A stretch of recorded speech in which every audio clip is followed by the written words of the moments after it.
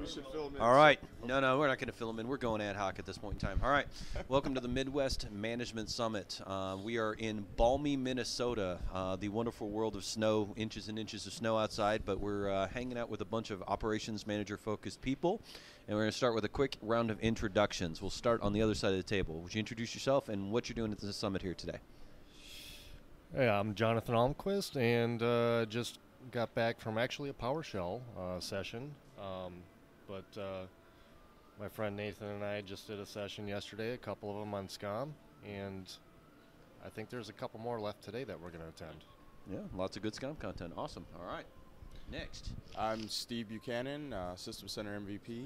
I kind of float around the stack, but I also work with Operations Manager.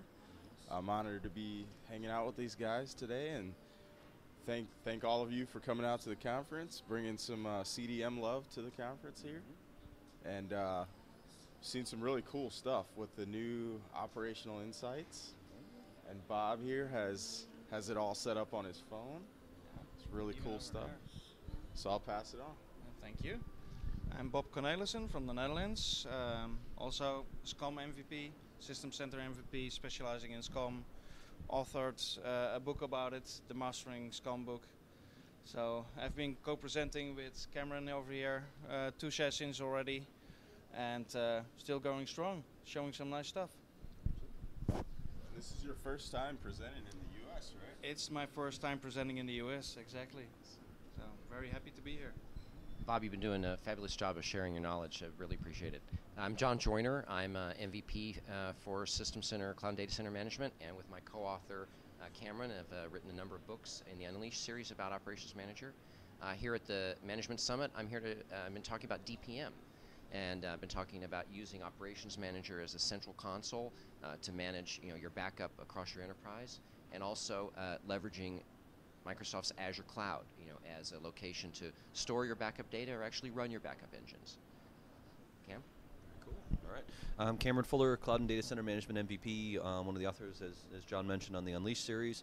And this is the reason why we titled it the podcast that we did here was the fact that this is the first time we've actually had competitive authoring teams in the same podcast, which is pretty cool. Nobody's been throwing anything. Nobody's been hitting anything. I mean, there was a couple of elbows, but minor so far. So my focus has been completely on Operations Manager.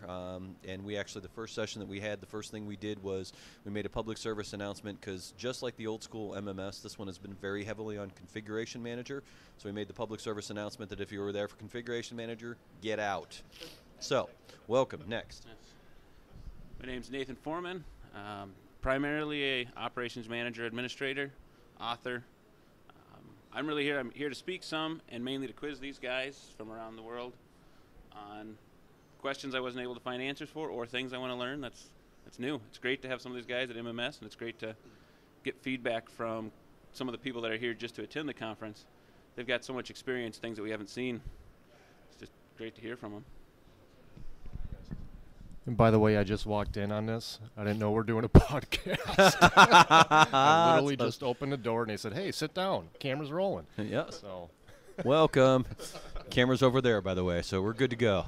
So I wanted to ask for everybody here, this is interesting because this is the first time they've done this, and it's difficult to run an event like this. It is until you've actually done one of these, and they had a discussion last night where they basically said, they didn't want to lose their house over actually running these, and that's somewhat sarcastic, but really not. These are very expensive, high risk to be able to do. You have to have enough people to be able to cover the costs and enough sponsors to be able to do it. So to the group here, what have you seen at this summit, at this event that you've never seen before? Something new or novel that they've done here from your perspective for the guys at this table? I'll take that. So this is a community organized event. And so the speakers have had the freedom to talk about community solutions in their sessions, and really just the freedom to not be boxed in. There's not a lot of marketing fluff. It's real knowledge. There's been the opportunity to ask questions of the speakers after the sessions. So it really has that community feel and almost like a bigger extended user group. One of the things I actually loved about this is you have the possibility of an extended Q&A after the session. Like in other events, usually you get pushed off the screen, off the stage, you know, for the next speaker, and no possibilities for questions or just quick one or two. And this really has a solid 45 minutes or more of asking questions. You know, go ahead with it.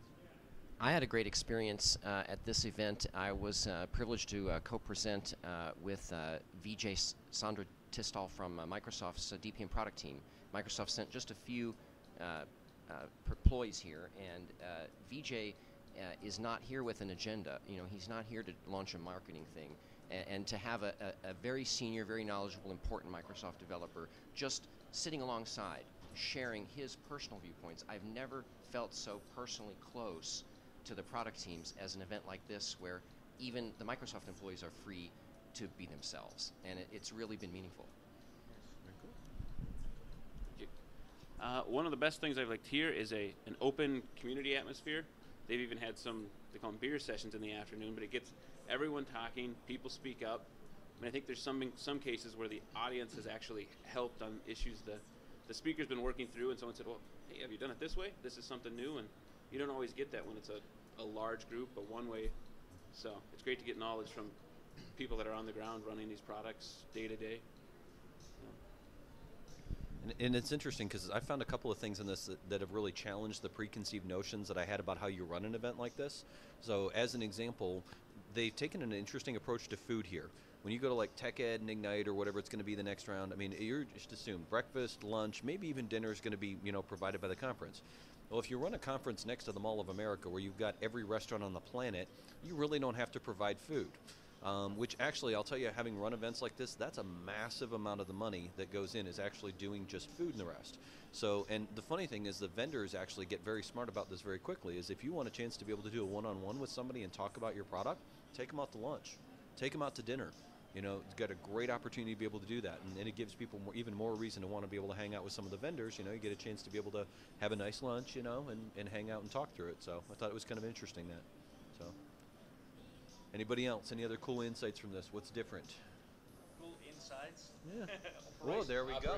Ooh, I wasn't even trying for that segue, but we're going to run with that. All right. Was let's that talk. leading into operational insights? I meant to do that. So let's start with that then. So in the monitoring space, that's the big dog on the table. So I'll be quiet and I'll hand that one off to Bob. What? So operational insights is one of the major things that we have been showing off, and I know it's been connecting to some of the others as well.